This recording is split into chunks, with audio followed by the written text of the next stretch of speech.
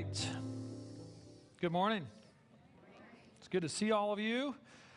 Some of you know this already. Our house was plague-ridden for a little bit here. And pretty much, well, Kelsey didn't get it because she's extraordinarily strong and gifted and resilient. But I, as a weaker person, got, along with all my children, the dreaded hand, foot, and mouth virus. I'm convinced it's what Satan gave Job. Let's go read that for yourself if you're not getting it. In any case, I'm happy to see all of you. We've been on kind of quarantine the last week, and so it's good to see everybody. I'm glad to be here with you. If you haven't already, turn to 1 Corinthians chapter 7. And as we get into this chapter, we see kind of a shift happen. And you see this really right in verse 1. We see this phrase that for Paul always marks a new topic. And it's a small phrase, now concerning. Now concerning. So he's taking up a new topic. But what you're going to see is that he has written his letter and structured it in quite a intelligent, cohesive way. Because the matters that he's going to take up here have to do with a counter-reaction to the issues that he was dealing with in chapter 6. So we can tell that there are multiple groups within Corinth. In chapter 6, he took up these moral relativists, and he quoted them in chapter 6, verse 12, and he said, "You are saying all things are permissible for me." Do you remember that? And he had to argue against that.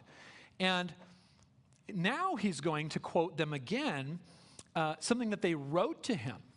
And so verse 1, he says, "Now concerning the matters about which you wrote," quote, this is the Corinthian church, "it is good for a man not to have sexual relations with a woman." Greek there just says, it's good for a man not to touch a woman. Now, of course, that's euphemistic. So it's interesting to think about this because you think, how could the same person on the one hand say, all things are permissible for me, and we know that from chapter 6 that had like sexual immorality undertones to it, all things are permissible for me, and then that very same person to in the next breath say it's good for a man not to touch a woman. That cannot have come from the same person. Does that make sense? And it tells us there's kind of two groups within Corinth. Now, I actually think that they're two manifestations of the same mistake. So the people of Corinth, you can tell when you read 1 Corinthians, there's a lot of focus on people thinking of themselves as spiritual. They are spiritual. And it certainly, is it a good thing to be spiritually mature? Yes, sure. Is it a good thing to be spiritual? Yes, in the sense of recognizing that we are not, in fact, just mere material creatures, that we have a spiritual dimension to who we are. But how is it that you could maybe take that idea too far? Well, you would say something like, we are spiritual, and so the material or physical is irrelevant. And you would end up what we'd call a dualism. A dualism meaning that we view the world in a two-tiered way. That we view the world as there's spiritual things, and those are the things that we're really concerned about. And then there are physical things, and those things are irrelevant. Okay? And you can then see that manifest in two different ways. So on the one hand, in 1 Corinthians chapter 6, you would have people who could get from that to the idea that only spiritual things matter, and so what we do in our bodies doesn't matter, and so therefore everything's permissible for me. Do you see how that logic would go? I'm not asking if you agree with it, I'm asking if you can see where it goes. On the other side of that, you would get people saying, we are only concerned about spiritual things, and so we are going to deny or push down all physical things. And so those would be the people who would advocate for what we would call asceticism. And we'll get to what that exactly is. So let's read this whole passage, and then we'll get into it. Now, concerning the matters about which you wrote, it is good for a man not to have sexual relations with a woman. But because of the temptation to sexual immorality, each man should have his own wife, and each woman her own husband. The husband should give to his wife her conjugal rights, and likewise the wife to her husband. For the wife does not have authority over her own body, but the husband does. Likewise, the husband does not have authority over his own body, but the wife does.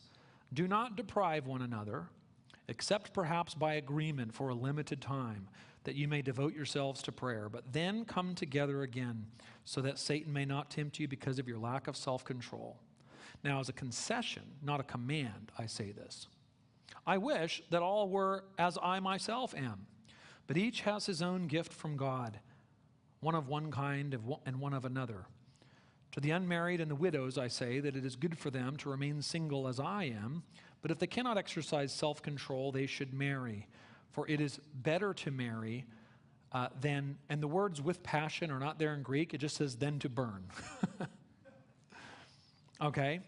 Now, just by way of a couple of introductory comments here to frame this for us. Some of you are married. Okay, some of you desire to be married. Some of you are not married and you're not planning on being married again. Okay? So, does that mean that this passage of Scripture is relevant to some of you and not to others of you? No, not quite. One of the things that Paul points out here is Paul presumably himself was single. It's unlikely that he was always single, because before he was a Christian, he was quite an important Jew. He was a Pharisee. He was a member of the Sanhedrin. And we can tell that because he talks about casting a vote to condemn people who were claiming to be, be followers of Jesus. And now why do I say that means that it's likely that he wasn't always single? Well, because it was really quite shameful for a Jewish man to not be married. Right? You can read this in the rabbis, I'm not going to belabor it, but the rabbis fairly consistently espoused things like, yeah, if a man is not married, he must be cursed by God. It's unlikely that, so what that leaves us with is, it seems like Paul's not married when he writes this letter. So what does that mean? Well, it may mean that he's a widower. It may mean that his wife died. It might mean that his wife left him when he decided to follow Jesus. That's entirely possible. Now, this is all a little bit speculative. Maybe he was never married, but it's possible that we'll get into a passage later next week where he says, if you have a spouse who's not a believer in Jesus and they're content to live with you, then let them live with you. You don't have to divorce them. But if they're not content to live with you, you can let them leave. And it's possible that Paul himself was speaking from personal experience when he wrote that. In any case, he recognizes here, he says, I could wish that everybody were as I am. But what he's not saying there is, therefore, it's better to be single. That it's morally superior, spiritually superior, more holy, whatever else. What he's saying is that he recognizes that God has given him a certain gift, and it is the gift of singleness. And he recognizes that God has not given every person that gift. And he says, it's good, one person is given one gift, and another person's given another gift. Each has his own gift from God. And in this case, he's talking about singleness or marriage. And his main point here is that everybody who does not have the gift, the God-given gift of singleness, ought to get married. Okay? Yes? So, again, does that mean that some of you are exempt from this passage of Scripture? No, because the other overarching principle in this passage of Scripture is Paul's speaking about, he's rebuking a group here who have taken an opposite but still erring, mistaken stance to the people who are indulgent of their sin. So you've got a group in the church who's saying all things are permissible for me, and they justify their sexual immorality that way. You have another group in the church who is trying to push against that, and their method of pushing against that is a mistaken theology. And that mistaken theology is one that, married or unmarried, whatever your sexual ethic may be, you have to reckon with in your life, because that ethic is what we would call asceticism. you can see asceticism in Colossians chapter 2. I don't want to get out of order here. Let me bring another topic up here. How many of you are familiar with what we call purity culture? Okay, how many of you maybe grew up in like a purity culture type of? Now, I don't want to paint with too broad a brush here. It's hard to know what every person who thought of themselves as in purity culture taught, right? It's hard to, I don't know that. But if I can just broadly summarize, it has a lot to do with what we have today. Purity culture essentially taught a sort of dualism. And the dualism, we can even see this in a Christian eschatology sometimes, a related issue, a related topic. How many of you grew up with the idea that that the eternity is a disembodied state? Anybody ever? Like eternity is like sitting on a cloud playing a spectral harp kind of thing. How many of you grew up with that? Okay, that's not a biblical eschatology at all. That is not, right? The Bible doesn't say that our final destiny is a disembodied experience. Now, what do all these things have to do with each other? If you have that kind of eschatology, it's very easy to diminish the importance of the physical world. Because you think that the end state, the blessed eternal end state, is one where material physical things don't exist. And if that's how you view the ideal reality, then it's not going to be that much of a leap to get to, well, then even now, we should deny the importance and validity of physical material things. Do you see how that would go? And you end up with that dualism. Now, what did the purity culture do with that? Purity culture ended up essentially as a legalistic reaction to what we'd call promiscuity culture. And that's a valid thing to react against. So if you go back to the 60s and the 70s and the 80s and the 90s, you can see the sexual revolution of the 60s. You could see the increasing sexualization of young people on things like MTV and programs like that. You could see celebrities and movies and entertainment beginning to increasingly normalize casual, extramarital, premarital sex, all these kinds of things. So the purity culture, the purity movement, reacted against that very real problem. Okay, but what did it react with? Well, it reacted with essentially the position that the Corinthians are espousing. It's good for a man not to touch a woman. Okay? Purity culture was like, oh, they're doing all this bad, promiscuous stuff with sex. Let's do nothing with it. Was the proposed solution. And we started using all kinds of narratives that suggested that very thing. Let me give you a better understanding. A lot of times this comes from a false understanding of a biblical concept of flesh. We've said this in the church before, that we don't want to give in to the desires of the flesh. You've heard this kind of teaching before, yes? One way to mistake that teaching is to say that we don't want to have anything to do with the body. So there's two words in Greek that we can differentiate this. Paul will talk sometimes about the body, that is the soma, where we get like somatic, right? Psychosomatic illnesses are illnesses of the mind that also have a impact on the soma, on the body. And so soma, the body. And then you have the sarx, which is the flesh. So Paul will use the term for body relatively in a neutral sense. He'll talk about the body is like what you, as an embodied creature, how you experience the world around you. The body is possessed of many capacities for joy and pleasure, and those desires can be satisfied in good or bad ways. Right? So the fact that the body can experience pleasure is a gift from God. How many of you like to have your bare feet on the grass? Right? Or in the dirt? How many of you like to watch a beautiful sunset? Okay, you can't do that without eyeballs, right?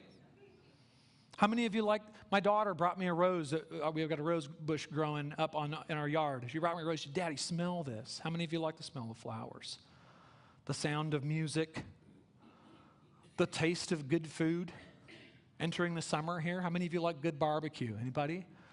Okay, so these are the soma, the body. It's not bad. It's a gift from God that you can enjoy good food, the sensation of taste and touch and smell and sound. These are good things. But this capacity of the body for pleasure can be satisfied in lots of bad ways too. And so what you do in the body, you can be operating according to the flesh. And with Paul, that theologically means that you are gratifying the capacity of your body for bodily pleasure. You're gratifying it in a way that dishonors God. That's what the flesh is. But not every enjoyment of bodily pleasure is dishonoring to God. Some enjoyment of bodily pleasure is quite honoring to God. And that's where we can get mistaken. And that is where I think, in broad sense, the purity movement or purity culture got off. It started to regard a good gift from God that had been twisted by culture as a bad thing in itself.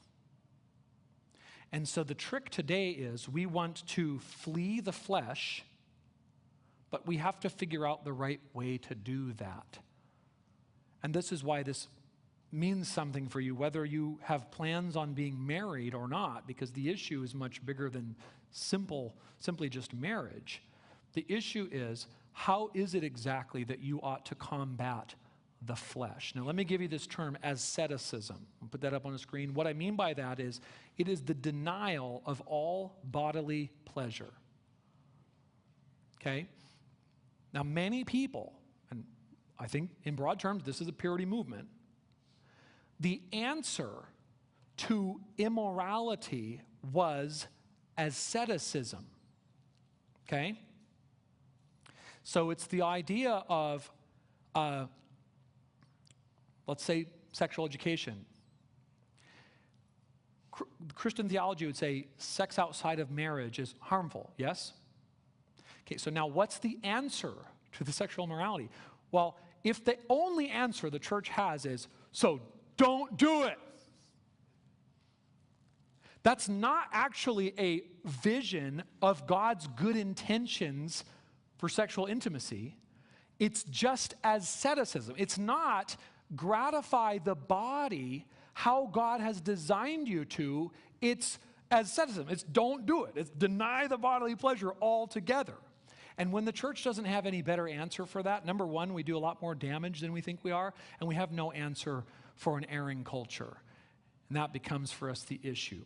The Corinthian solution to the problem of sexual immorality was, quote, it's good for a man not to touch a woman. And in the context, what we begin to see is, even in marriage. And so here's where we begin, where Paul begins. Sexual intimacy in marriage is good. Not a necessary evil, not something that we can never talk about because it's dirty. It is good. Sexual intimacy in marriage is good. Verse 2. The but there is to really be seen. It's on the contrary. So the Corinthian church they've said, our answer to sexual immorality is just don't ever touch anybody. Paul says, on the contrary. That is the wrong approach. If you want to deal with the temptation to sexual immorality, the answer is marriage. Do you see what he's saying there? Because of the temptation to sexual immorality, each man should have his own wife and each woman her own husband, and the husband should give to his wife her conjugal rights, and likewise the wife to her husband. The right way to combat sexual immorality is to enjoy the good gift that God has given in marriage. So this idea of asceticism, Paul deals with this concept more broadly in Colossians chapter 2. Verse 20, he says, if with Christ you died to the elemental spirits of the world, why, as if you were still alive in the world, do you submit to regulations? Do not handle, do not taste, do not touch, referring to things that all perish as they are used, according to human precepts and teachings.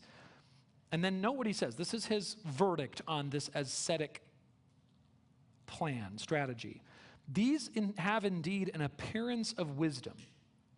It appears to be wise in promoting self-made religion and asceticism and severity to the body. But then look, what's his verdict? They are of no value in stopping the indulgence of the flesh. It doesn't work.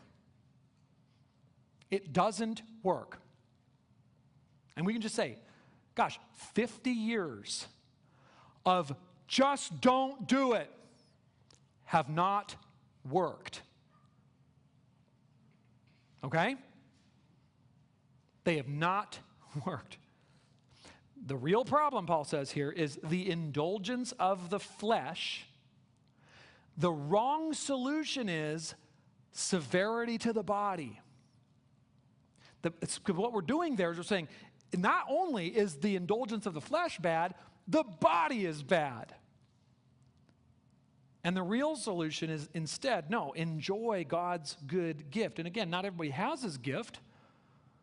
Right? Paul will say, like, he doesn't have that gift. He's got a different gift from God.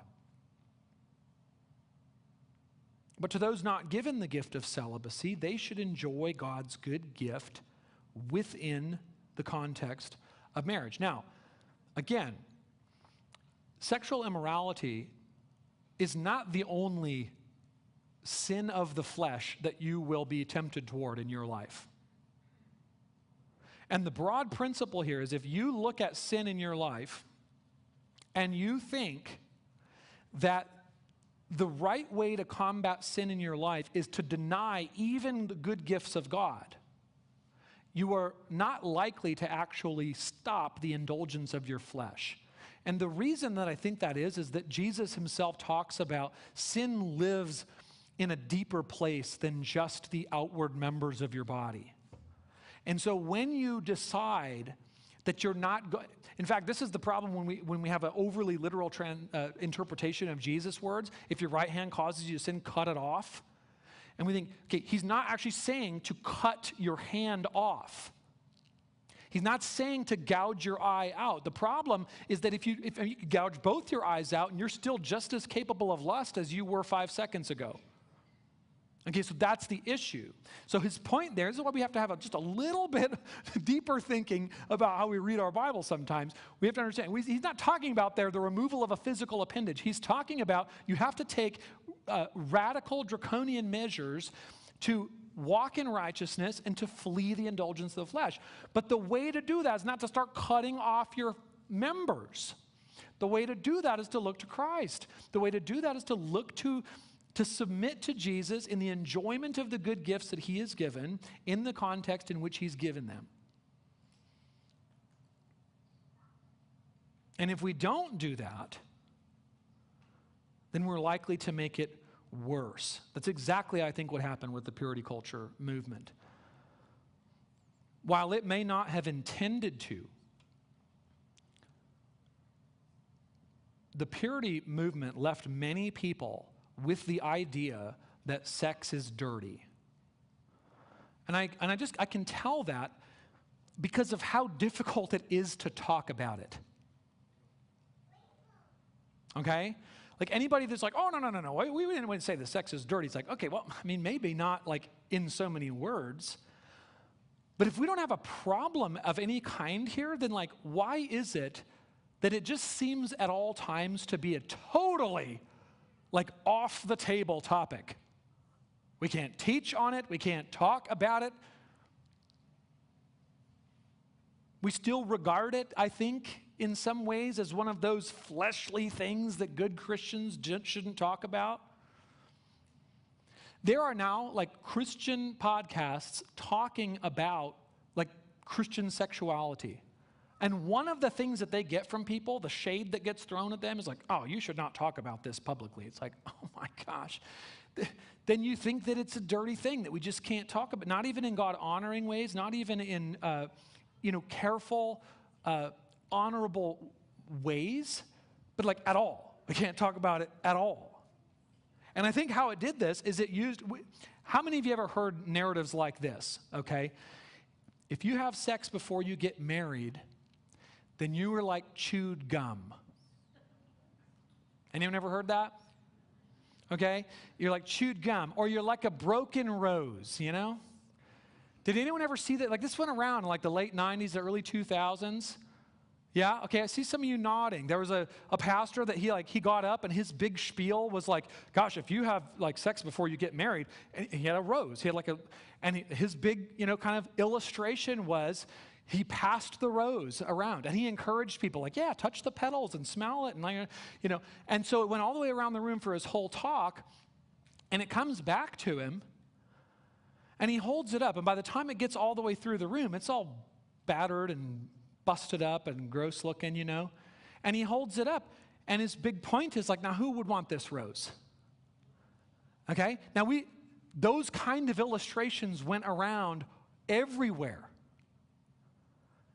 And so what you then equate is, okay, so I guess sex is like chewing gum.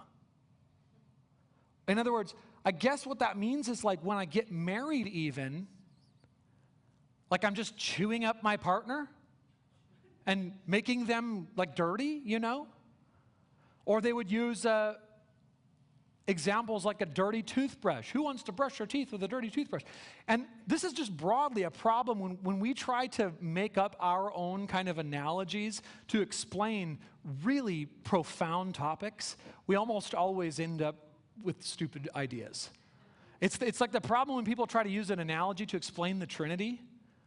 I don't know if you know this, but like almost every analogy that people use to explain the Trinity is an ancient heresy. Okay? Like, the Trinity is like a clover.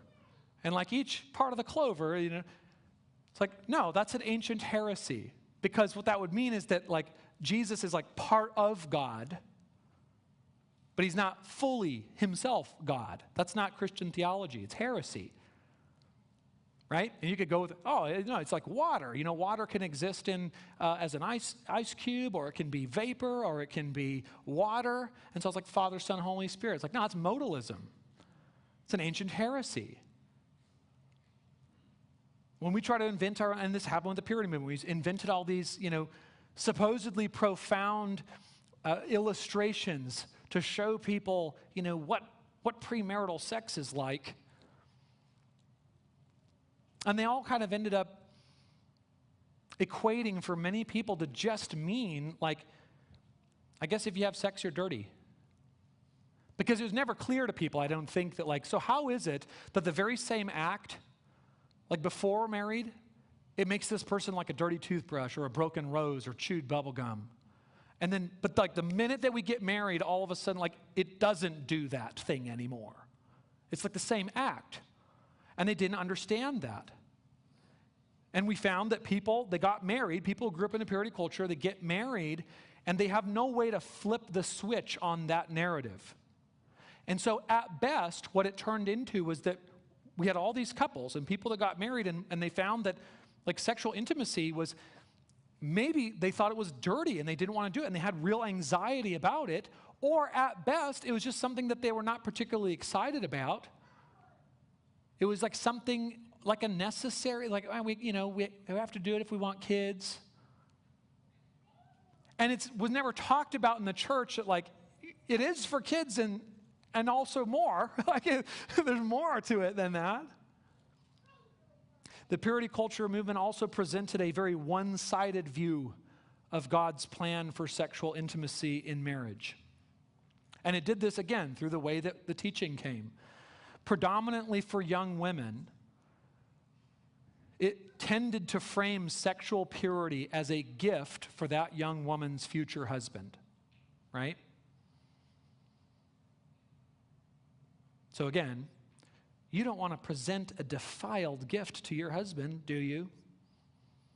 Now, that does a couple things. One is, if a young woman does actually sin, now she can't unhear that, and she thinks she's defiled forever. She thinks that she's going into her marriage and her husband's going to hate her.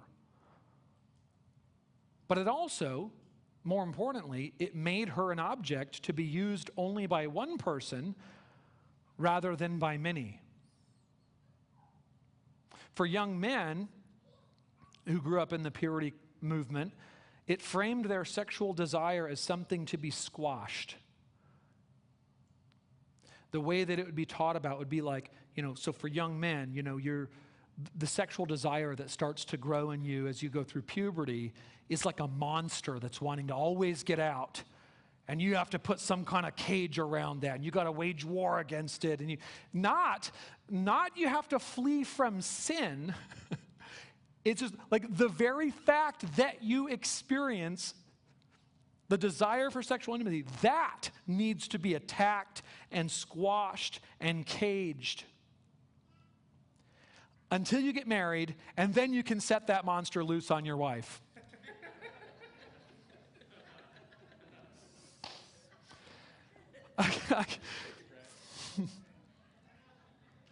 So then what you have with that, I didn't intend for that even to be funny, but there it is.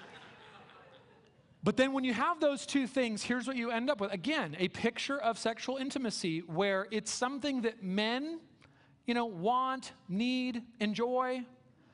And it's something that women don't and shouldn't enjoy, but should begrudgingly do so that their husbands won't cheat on them.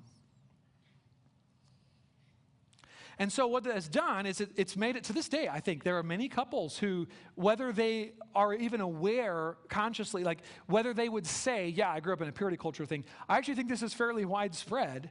And even places where it wasn't explicitly like it's purity culture in that church, there was a lot of this kind of teaching that went on. And what it did then is it made it very difficult for many couples to talk about topics and issues of sexual intimacy.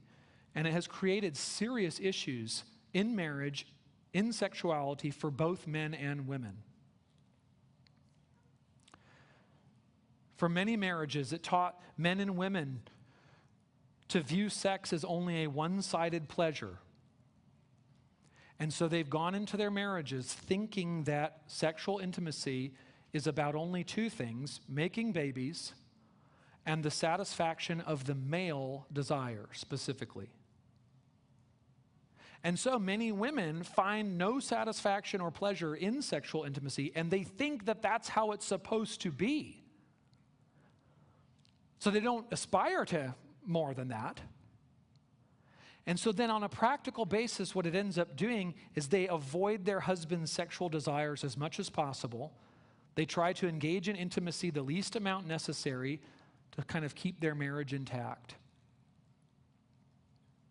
And on the male side of it, men were many men find that they were never able to flip the switch from seeing sexual desire as essentially a dirty thing. So many men, actually still to this day, many married men are feeling a sense of profound shame and guilt over their sexual desire. Again, because they were taught beforehand that your sexual desire, not the fleshly indulgence of it, but just the desire itself was this monstrous animal. Now they're married. It's like, now it's not a monstrous animal?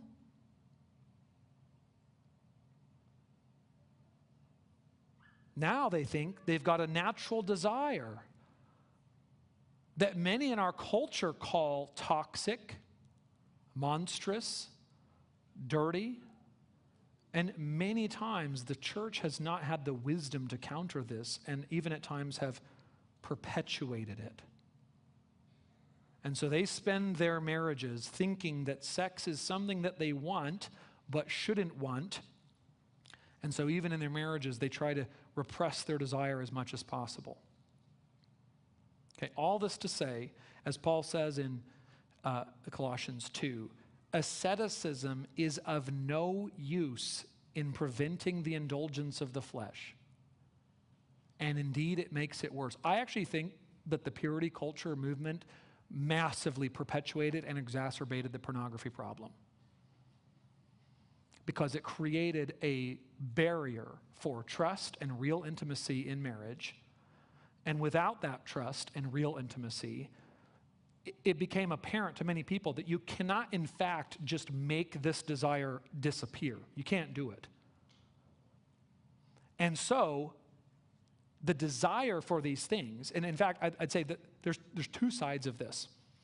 I think that the female version, broadly speaking, statistically, men view pornography and women read spicy romance novels.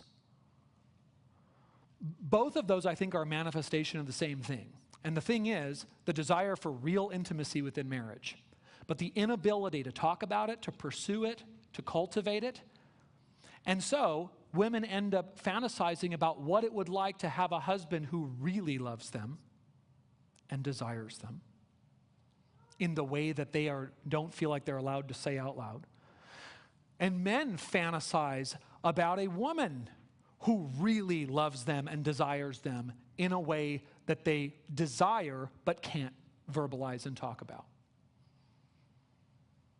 And so the solution Paul puts forward here, what do we do with this? The solution that he puts forward is enjoy the good gift God has given on the terms in which God has given it. Each man should have a wife, and each woman should have a husband. There are exceptions to this, those who have the gift of celibacy and singleness, whether as a kind of supernatural calling on a person's life, or because God has brought a person into that through the chapters of their life. Paul kind of speaks of the idea that widows and widowers, should they get married again? Should they not? And Paul says, it's no sin if they do, but it's probably pretty good if they don't. And he's raising the idea for someone that maybe God now, at this stage of your life, has given you the gift of singleness, and you should live into that and honor God in that as a gift that he's given you that you're supposed to do something with. But the general norm, he says, is that each man should have his wife and each woman should have their husband. And their marriage should have normal, full marital intimacy in it. In a short sentence, he lays down the norm for human sexuality, marriage between one man and one woman. Okay, notice what he says. Each man should have a partner. No, each man should have a wife. Each woman should have a spouse. No, a husband. Not men with men, not women with women, not one man with multiple women, not one woman with multiple men. Paul lays down here the norm. What is the right thing to do with human sexuality? The right thing to do is not squash it, but to enjoy it. Where? How? In marriage. One man, one woman. And then he says, each wife and husband should give each other what they are due in marriage. Now, this means more than sexual intimacy, but it does not mean less than that. Okay? Do you hear what I'm saying there? Give to each other their conjugal rights, their marriage rights. Is that more than sex? Okay.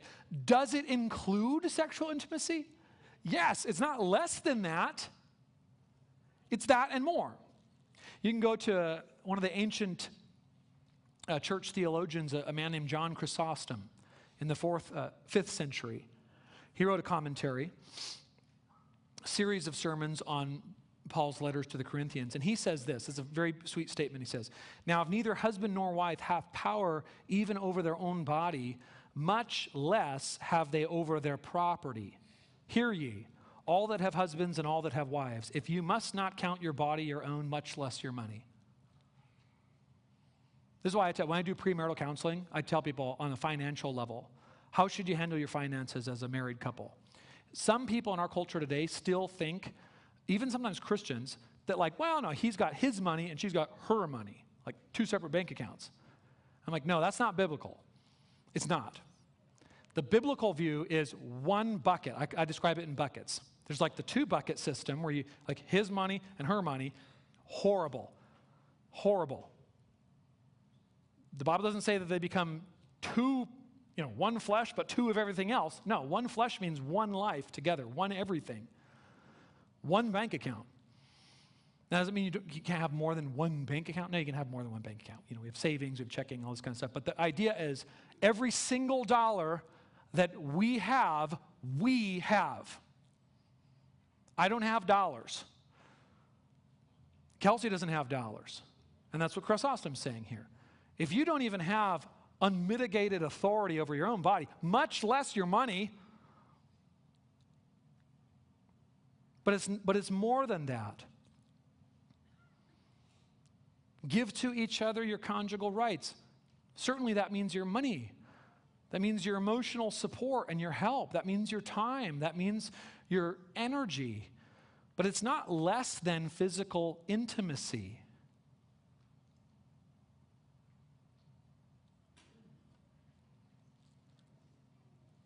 Sex within marriage is not necessary only, it is good. The manner of combating the evil uses of God's good gifts is not to deny the gifts, but to enjoy the gifts in the way that God has given them. Now, verse 4, this is the next main thing that Paul goes to. Husbands and wives belong to each other. Verse 4, the wife does not have authority over her own body, but the husband does. Now, that sentence there would have sounded just about right to people in the ancient world. The way that they viewed marriage. And Paul says, yeah, the wife does not have authority over her own body. And all the husbands would be like, yeah, that sounds about right. And then Paul says something that would be quite offensive in his culture. Then he says, likewise, the husband does not have authority over his own body, but the wife does. So he says that there is a mutual reciprocal ownership of each other in marriage. Indeed, husbands and wives become one flesh. They belong to each other. Now, this verse is quite at odds with modern culture. And even places in the church. So I'm going to ask you something that I have an expected answer to. Do you think that the principle, quote, my body, my choice, end quote, is a valid principle by which to orient your life? Okay, see, now, you say no, and I pretty much expected that. And some of the reason that you say no is because that phrase is the tagline of the pro-abortion folks, right?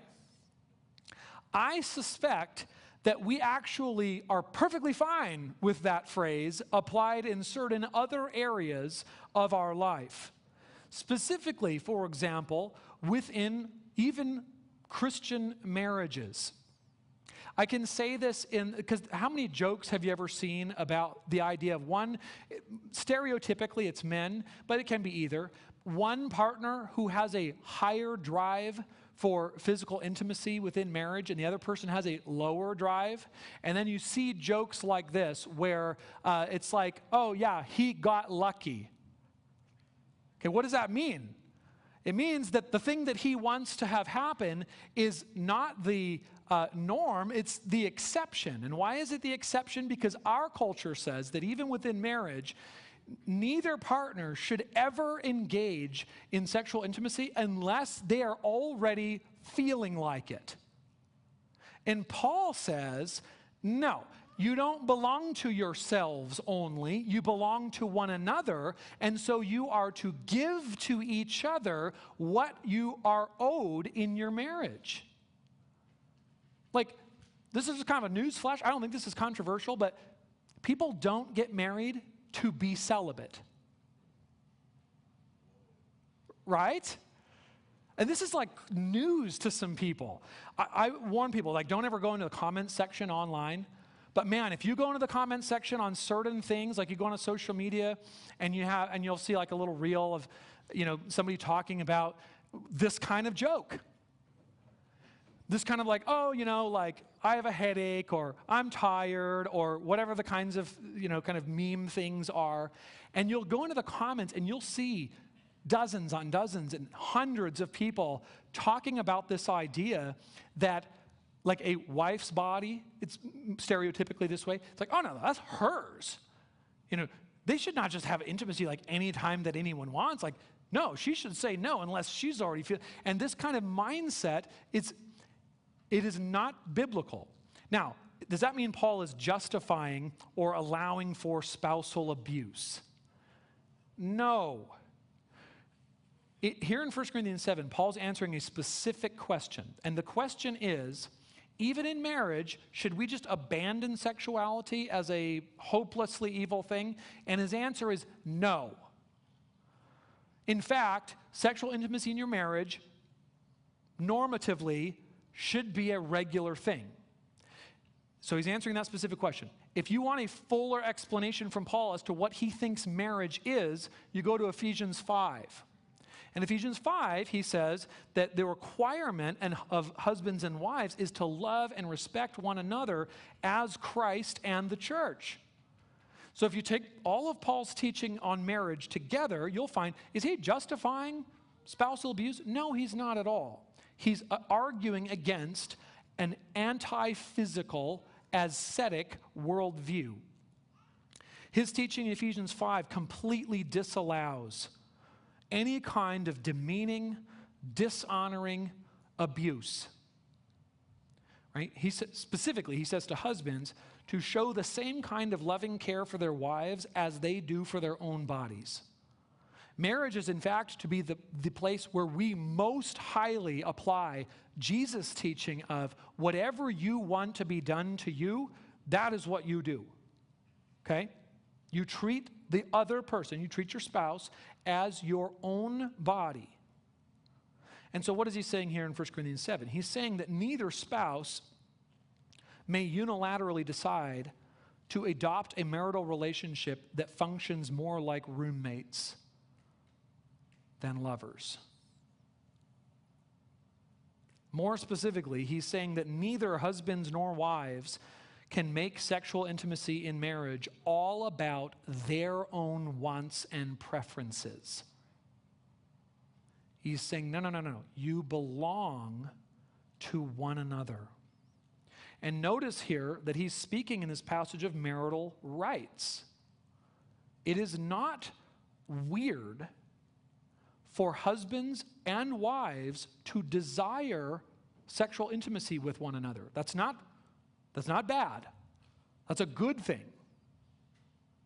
It is right and good to expect in marriage sexual intimacy that is pleasurable and honoring for both of them. And I say that on both sides because, again, the purity culture, one of the things that it did was it told young women in not these specific words, that even in their marriage, sexual intimacy was just going to be about satisfying their husband.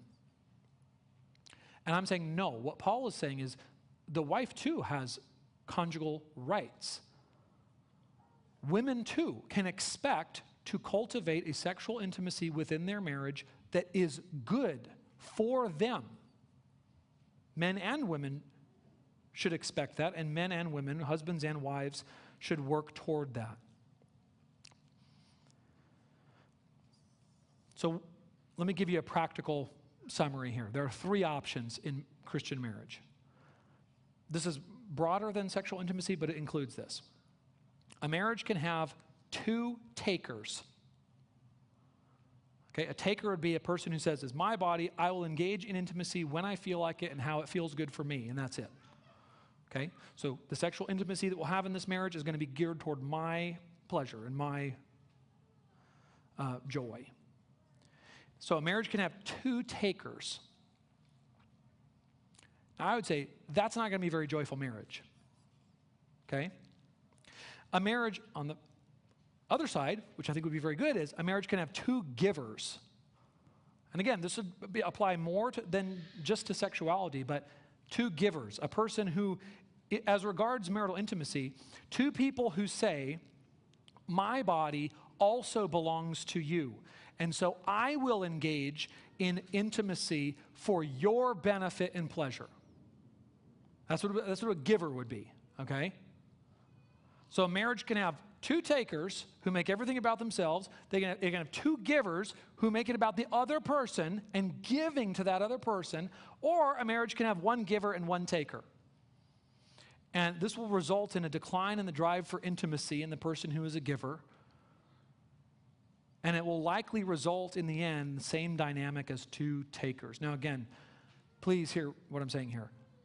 That principle applies in sexual intimacy. It also applies in the rest of marriage. So you can have a marriage where broadly you have two givers. And their mindset is, how do I bless my spouse? How do I help and support and love and cherish and sanctify and benefit my spouse? Or a marriage can have two takers. A person who thinks, how can I just get everything out of my spouse? I want them to take care of me. I want them to give me pleasure. I want them to handle all of the things I want handled. I want them to take care of all of the house and the bills. And like, I want a person to just pamper me. Marriage of two takers is not going to last very long. Or a marriage can have a giver and a taker, and that's going to be a real hardship on the giver. So, for those of you who are married, what kind of marriage do you want to have? Now, lastly, Paul will say, husbands and wives belong to each other, and then he will tell us marital intimacy is to be the norm and not the exception. Verses 5 and 6, he says, do not deprive one another. Do not deprive one another. The word deprive there is literally to defraud, to steal, to rob. Okay, Paul is saying very clearly, sexual intimacy is to be the norm and not the exception. Remember, he has said to give to each other what is their marital right. And if one person decides unilaterally that they are not going to give to their spouse their marital rights, they are defrauding them. Now again, many people, they don't like this teaching at all. At all. A while back now, I don't remember how long ago. I don't do a whole lot of social media, but every now and again I'll see what's going on in the world, as it were. A while back, I remember seeing a little post of a woman talking about the rules that they had in their marriage. And one of the rules that they had she said, we never say no to each other when one of us initiates intimacy.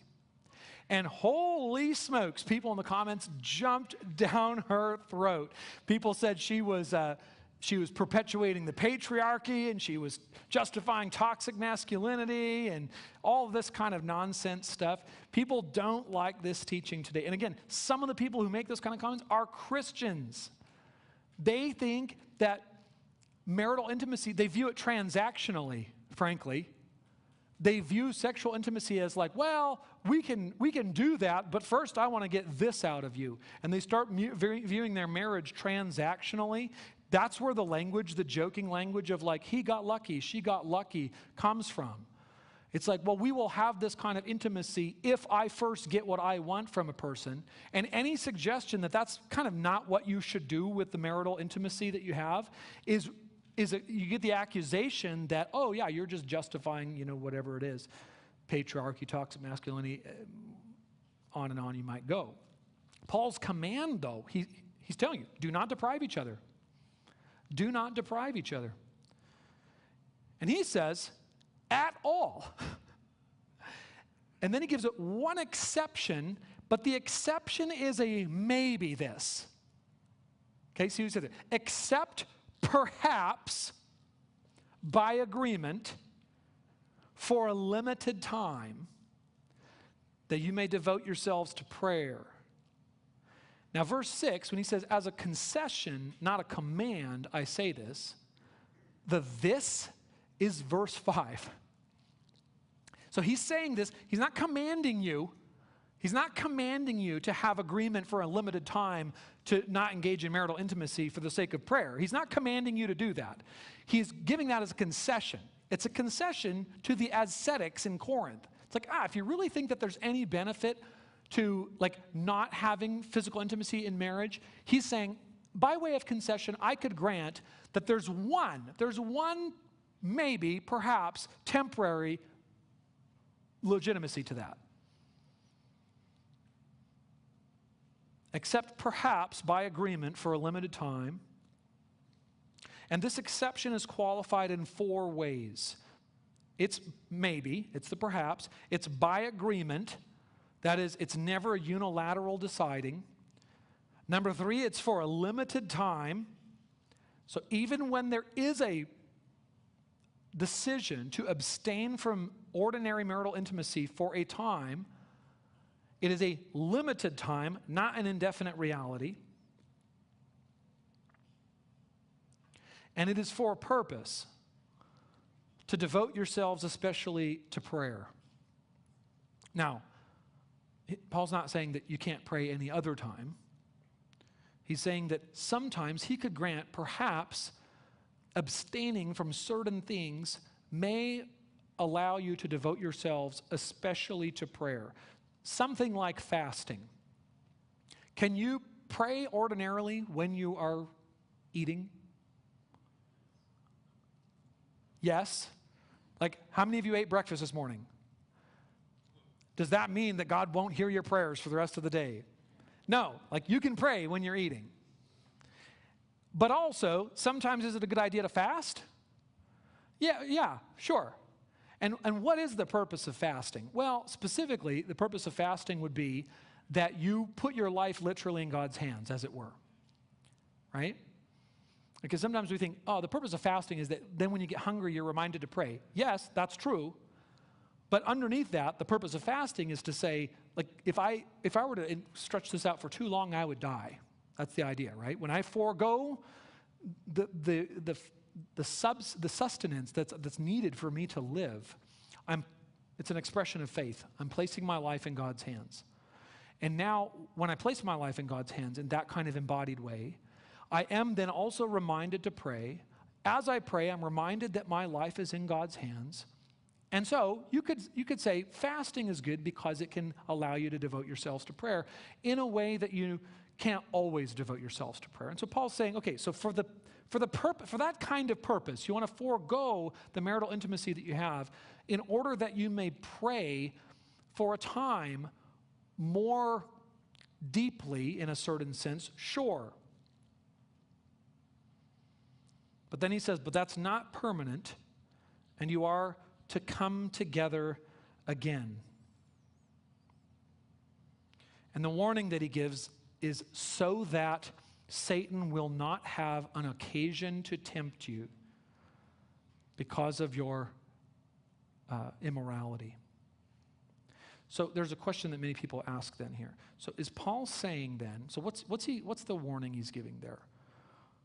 Well, the warning he's giving is that if you don't satisfy your natural, God-given, good desire for intimacy within your marriage, but you're married, and so it's not that God has given you the gift of celibacy, it's that he's given you the gift of marriage, but you're not enjoying that gift,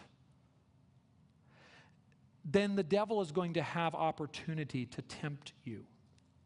This is what I meant when I said I think that the purity movement perpetuated and exacerbated the pornography problem. Because, now, don't hear what I'm not saying. Pastor Brian's saying that, like, if people aren't intimate enough, then, a wife is blamed because her husband looked at porn. No, I'm not saying that at all. People make their own choices, right? Everybody makes their own choices. But on the other hand, I don't sometimes like this idea, like, sometimes we adopt a very Cain-like posture where someone suggests that, your action or inaction might affect somebody else and provide an open door for the devil, as it were. And then we respond like Cain. We're like, no, am I my brother's keeper? It's like, well, kind of. Am I my husband's keeper? Am I my wife's keeper? Well, do you really want to answer no to that? Do you want to believe that, like, your action or inaction has no effect whatsoever? I think it is foolish and naive to think that a person who got married hoping for intimacy with their spouse will be totally unaffected by a complete lack of intimacy. I think that's an absolutely absurd idea. And so we don't have to engage in like a fault-finding expedition to just say that the quality of your marriage is a predictor of what is likely to happen. What do you think, reasonable people in our church? Do you think a high-quality, healthy, intimate marriage is more or less likely to result in unfaithfulness? I would suspect less. That seems pretty uncontroversial to me. Now, is it a guarantee? No, it's not a guarantee. I think wicked people who forsake Christ will do wickedness one way or the other. And that's why we don't have to do a blame-finding thing. We don't have to say, like, if somebody is unfaithful to their spouse, we blame the spouse, like, oh, you weren't intimate enough or something like that. That's not what I'm saying at all. But I'm trying to reckon with what Paul really says here is that when there isn't a normal intimacy within marriage, that creates an open door for the devil to get his foot into.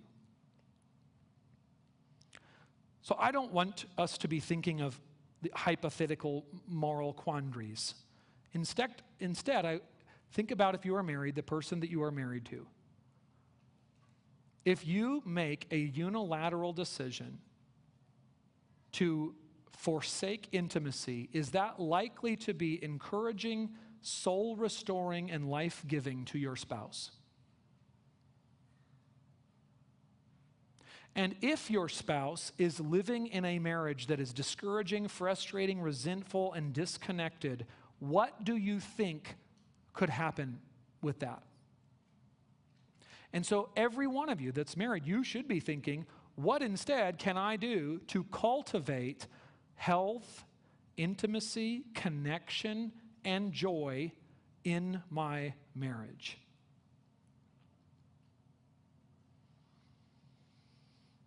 In the end, one of the things I love about this passage is that it's such an earthy passage.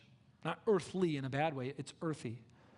It deals for us with real life, with real marriage, with real desire, with real heart longing for things in our marriages.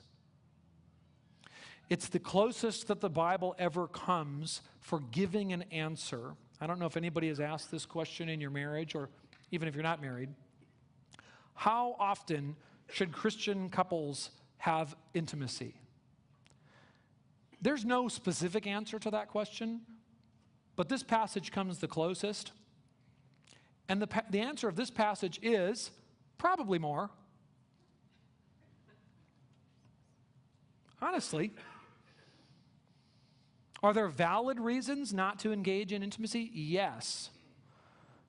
There are health reasons. There are seasons that couples go through that are more difficult than others. Sometimes there's real abuse going on that requires separation. But normatively, loving, joyful intimacy should be the regular reality of marriage and not the exception.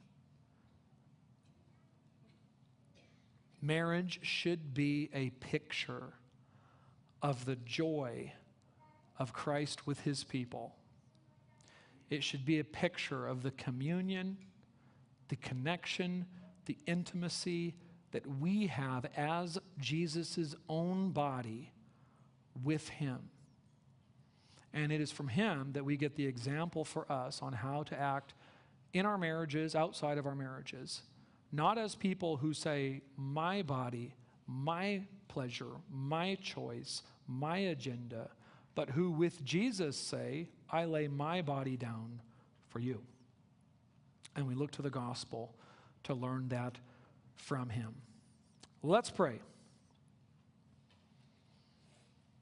Heavenly Father, we thank you for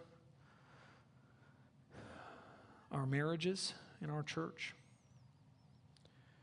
There are many seasons of life that are profoundly difficult. Marriage is difficult. There are problems and struggles that we run into. There are dry seasons in the intimacy within the marriages of our church and within our own lives.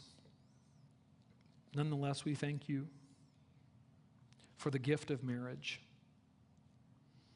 I pray that you would strengthen the marriages in our church. I pray that we would heed Paul's words, that we would cultivate joyful, intimate connection in our marriages. I pray for any marriages today that are struggling in any way, particularly in this way. I pray that you would give to every married couple in our church deeper intimacy and greater joy and connection with one another.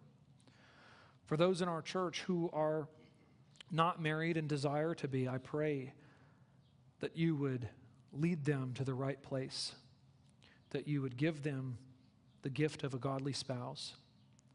I pray that you would make clear and known to those to whom you have given the gift of singleness and celibacy.